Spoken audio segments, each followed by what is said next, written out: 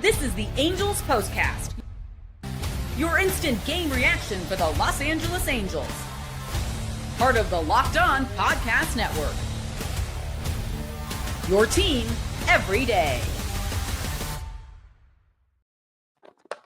Bring them out, bring them out, bring them out, bring them out. Hello, Halo Nation. Hello, Halo hopefuls, and welcome back to the latest edition of the Locked On Angels POSTCAST. Coming at you live, as always, after every single Angels game, and especially after a win like this. You guys got me laughing, man. Oh, you got me laughing already. Coming at you live, as always, after every single Angels game right here on the Locked On Angels YouTube channel, and after the fact, both on the channel and wherever the heck you get the Locked On Angels audio podcast feed. Start spreading the news. I'm winning today. I want to be a part of it. Angels, Angels. Oh my goodness. 3 in a row to start this trip at Yankee Stadium in the Bronx. For those asking about my throat, pause. Those asking about it, no, I did not use tequila. I've got some numbing spray that I might be spraying in my mouth mid-show to get through these 30 minutes because my voice is killing me. And yet I'm out here singing because the Angels have won the first 3 at Yankee Stadium. This time 3-2. Another stellar pitching performance by the starter and the bullpen. The hitting performance today was average, but we got a gift, and we will get right into that one. First and foremost, shout out as always to everybody in here. The vibes are great. How can they not be? The Angels are 1 game under 500 once again. That has been our kryptonite lately. The second we get right there, we suddenly forget how to play baseball. Hopefully that's not the case tomorrow, but for now, let's celebrate it. We're 3-0, and let's not waste any time. Oh, man, you know what I'm doing today. Let's get to America's favorite segment right now. Time to reveal where the game was won or lost. It's the turning point. I mean, when there's only 5 combined runs for the entire game, the fact that one of them is the game-winning run in the top of the 8th inning via an error, that's obviously the game-breaking play in this ball game. And it happens in the top of the 8th inning. The Angels get a gift from Anthony Volpe. The inning started, and this is what I want to highlight, the inning started in a good way. In a way that is, you guys are killing me with these comments. I should not have told you about my spray. But stay focused, people. Come on. The inning starts in a perfect way. And sometimes when you do the right thing, the baseball gods reward you. And this was a great example. You start the top of the 8th inning with a Mike Trout walk, who you got to give him credit. He didn't go deep tonight. He hasn't been hitting home runs as of late, but he's been getting on base in a couple of different ways. So has a great at-bat here, 6-pitch walk, able to lead off the inning with a base runner. Then Taylor Ward shows up. Cruz really struggling here, walks Taylor Ward on 5 pitches, none of them close, right? Ohapi, God forbid Ohapi has a productive out, very frustrating strikeout.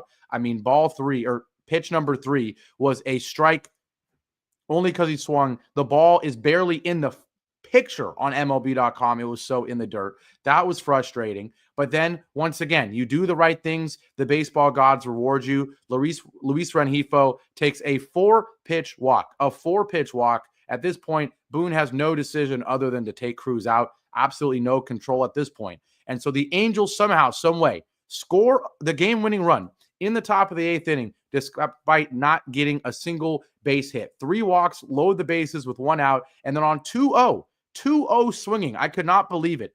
Let alone 2-0 swinging, period, is ridiculous, in my opinion. But 2-0 swinging on a pitch below the zone with the bases juiced, first guy in, come on, man. No reason you should be swinging at that. But to be fair, he scorches it. He was clearly sitting on it. Obviously a sinker baller. He rips it 105.9 off the bat. But it's to Volpe. And Volpe's supposed to make the play. And honestly, they were saying it on the radio broadcast. I saw it with my eyes. Very easily could have and probably should have been a double play to not only get the out, but get 2 outs, get out of the inning without the Angels scoring a run. despite having 3 walks, which would have been a turning point in the other direction. It would have been a complete disaster. And I would have been ripping Joe Adell a new one, despite him having a good game in this one, despite him being a lot better as of late. That would have been ridiculous. You ground into an inning-ending double play when you have a clear opportunity to go up 3-0 in the count with the bases juiced. But the baseball gods, they rewarded the 3 walks more than they penalized the decision to swing here. You did hit the ball hard. And look what happens when, hey, at the very least, you make contact, right? That's why I'm so mad at Logan O'Hoppe. But Joe Adell hits the ground ball. Volpe should have turned 2, but instead a throwing error means everybody is safe. Everybody is safe. And the Angels go up 3-2. Again, infuriating. Lamont Wade comes up. He does have a great at-bat, and that's why he gets a pass. But he strikes out when all you would like is for him to make contact in any sort of way. And then Christian Moore, he does make contact, hits the ball hard, right? But unfortunately, it's right to Oswald Peraza, and he is out, and the game is over. But yeah, Steve Rivera makes a joke here that is a good point. Player of the game should be Anthony Volpe for giving us the run there, because that was huge. It's the reason the Angels won the game, and it's just been a disastrous stretch for the New York Yankees. They've now lost 6 games in a row, just 2 runs through the first 3 games in the series, and the 2 runs might be generous given how horrible they were at the plate today. We will talk about that later. We will give Jack Kochanowicz his flowers, right? But huge mistake by Anthony Volpe. The Angels take advantage, and the best part is, after that, I had a feeling the Yankees were going to get some luck and score, and it was going to be another crazy game. The fact that the bullpen was able to do what it did after there, a chaotic bottom of the 8th, right? Zephyr John comes in, immediately walks a guy, immediately hits Austin Wells, gets Trent Grisham to pop out. But then Connor Brogdon comes in. He gets back-to-back outs on Judge and Bellinger. And then in the 9th, always eventful with Kenley Jansen, but this time it wasn't his fault. A throwing error by Luis Rengifo, and then a 1-2-3 save after that. But the moral of the story here is the biggest takeaway. Yes, Anthony Volpe provides the turning point, gives us the credit, right? But let's not waste any time. Let's talk about who the player of the game is in this one. This is the Locked On Player of the Game. It's not a player, right? I feel like because I've been so critical of him, because so many of us have been so critical of him, you got to give Ron Washington credit, guys. You have to do it, right? Whatever he did before this road trip, the mentality looks different on this team, right? And I'm not just saying that because of the results, but above all else, the management of his pitching staff in this first 3 games of this series has been downright perfect, right? And we saw it again here today, right? The fact that you take out Brogdon at the right time, you take out Zephyr John at the right time, right? The fact that, in my opinion, you take out Kochanowicz at the right time. The pitching has been great, and we keep forgetting how much of a dire state this bullpen kind of was a few weeks ago. And the personnel didn't really change that much, right? We brought in Hunter Strickland, and suddenly he's pitching well, right? Let's not act like this guy was someone we had to go trade a bunch of pieces for. He was available for a reason, and yet suddenly he's pitching well. Barry Enright absolutely deserves credit for what he's gotten out of a Hunter Strickland, for how he's been able to have Connor Brogdon and Brock Burke and guys like that improve. Reed Detmer's the most perfect example, right? But Ron Washington is managing the pitching staff especially well. The lineup, I mean, I saw the lineup this morning, or not this morning, but this afternoon. And anytime you see Kingery and Newman batting back-to-back, I'm like, Ron's throwing in the towel on this one, huh? But no, able to manage it. You're able to get the win, right? You're able to get the win. Kingery gets a hit. Wade gets a hit as a pinch hitter. Newman gets a hit. And then Moore gets a hit as a pinch hitter, right? So it's not like he's making these big brain decisions that we wouldn't have made. These are all kind of logical decisions to have Wade pinch hit for Kingery against a righty, to have Moore pinch hit for Newman, right? But for them all to be working right now, and for all of his pitching decisions to be working right now, you absolutely have to give Ron Washington credit. You have to do it, right? So after the break, we will talk about the number 1 Angels player that deserves credit. And despite 2 home runs, it's neither of the home run hitters. We'll get to that, and we'll get to those home run hitters after our break here on the Locked On Angels postcast. And while I have this transition go, I'm using my spray, gosh darn it. And you know what? I'm going to quickly cover my screen so you guys can't watch it, because I know you guys will make some crazy comments if you watch it.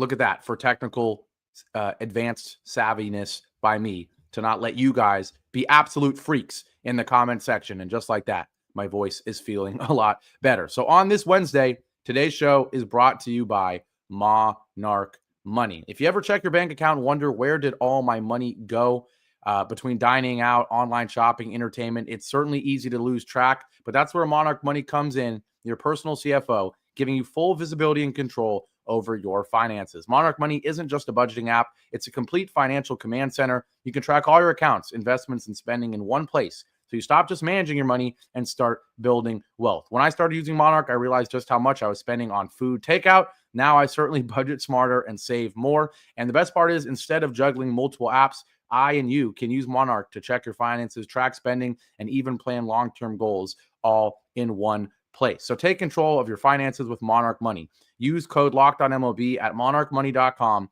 for 50% off your first year. That's monarchmoney.com, code LOCKEDONMLB for half off your first year. And today's show is also brought to you by the great people over at Trade Coffee. Whether you're gearing up for back-to-back meetings, shuttling kids back and forth to activities, or tackling an endless to-do list, your morning sets the tone for it all, and that's why it should start with the perfect cup of coffee crafted just for you. Enter Trade. Trade is the #1 coffee destination in the U.S., delivering fresh, incredible coffee from over 50 of the country's top roasters. Whether you're a cold brew fan or a pour-over purist, they've got a roast you'll love. I took Trade's quiz. It only took a minute, and the first bag they sent me was spot on. But the good news is, if the first match isn't perfect for you, Trade will replace it for free until they get it just right. So right now, Trade is exclusively offering our customers 50% off your 1-month trial at drinktrade.com/lockedonmlb. That's TRADE.com/lockedonmlb for 50% off your 1-month trial. drinktrade.com/lockedonmlb. Back here live on a victory edition of the Locked On Angels postcast. Angels 3, Yankees 2. The lineup was okay for the Angels today. Just 8 hits, just 2 real runs to show for it on 2 solo shots. But the Angels pick up the win. And a huge reason why, obviously, the Anthony Volpe error that we talked about. And AJ is about to piss me off here with this stat. I cannot believe this. Volpe has more All-Star game votes than Neto. Wow, I did not know that. Hopefully that changes after what we saw today, although Neto's 0 for 5 doesn't help. But we have to get to the other player of the game. We talked about the honorable mention for today's show being Ron Washington, but I was actually pretty impressed with Jack Kochanowicz. And I know he gives up 2 earned runs. I know there's another 3 walks there, but only 2 hits. Unfortunately for him, they're both solo shots. And really, Jack Kochanowicz, like many guys on the Angels, they're confusing, right? You think you understand him. Okay, he's a guy who throws a bunch of sinkers. He's a guy that's going to try to force ground balls and weak contact. But suddenly he's struggling with walks. And you're like, why? You don't strike out a bunch of people. You shouldn't be struggling with walks. You should be maybe giving up too many base hits, right? My biggest criticism is he does both, base hits and walks, right? And he's relying too much on the double play to get out of an inning. But today, a very interesting example. The guy only gives up 2 hits, and neither of them are on the ground, despite him being a guy who gets ground balls all the time, right? He gives up a solo shot to Jazz Chisholm, who hits, a respectable home run, right? He hit it deep, 407 feet. It wasn't one of those 360-foot bombs at Yankee Stadium, right? He certainly hit a bomb there. And then Cody Bellinger does the same. This one was a Yankee Stadium type of home run, 358 feet. Have some freaking shame, Cody Bellinger. Have some freaking shame, Yankee Stadium. That one pissed me off, right? But outside of those 2 swings, the Yankees did not have a single hit off of Jack Kochanowicz, right? And so for Jack Kochanowicz, in a game where, I don't know about you, but I was anticipating that the Yankees were going to go crazy in this one. I was unfortunately I think we lose today, and then tomorrow against Rodon becomes a difficult one. For Kochanowicz to do what he did, right? People that don't understand context and just think, oh, the Yankees are going to, be the Yankees or whatever. No, the fact that the Yankees, off the skid they are having, are pissed off surely. Like they were saying on the radio and TV broadcast, the Yankees were treating this game like Game 7 of the World Series. I mean, using a bunch of relievers, right? Being very strategic with pinch hitters and all of that. They were treating this like a must-win game after losing 5 in a row. And so for them to have that mentality, both from their manager, top down, to the players, And for Kochanowicz to only give up 2 runs on 2 solo shots, only 2 hits, I think it was extremely, extremely impressive. He deserves a lot of credit. There were so many people in the comment section yesterday who were saying it's been a great run in this series so far, but Jack Kochanowicz is going to ruin it. Well, not only did he not ruin it, he was arguably one of the top 2 reasons we won this baseball game. And like your current man here is saying, let him grow, work through his struggles. We saw the potential, the upside, the best case scenario with Jack Kochanowicz at the end of last season. We saw it. This guy had no experience. He came in and he was being consistent in terms of forcing ground balls and having pitches that worked. He's growing. And so for him today to have 8 strikeouts, kind of crazy. He suddenly gives up home runs and strikes out guys. It proves how much the opponent you're facing changes things, right?